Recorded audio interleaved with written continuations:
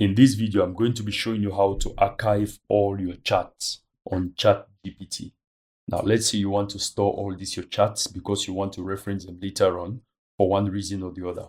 What you can do is just to click on your profile here and click on settings, and then you see archive all archived chats.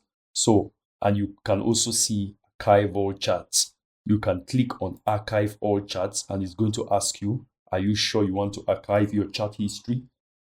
Click on confirm archive and it's going to store all your chats in specific folders.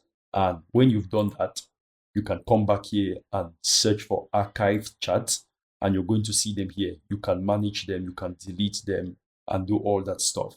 So that's how to archive all your chats on ChatGPT. If you got any value out of this video, please subscribe to my channel, like this video so that you get more videos like this on quick tips. God bless you. Peace.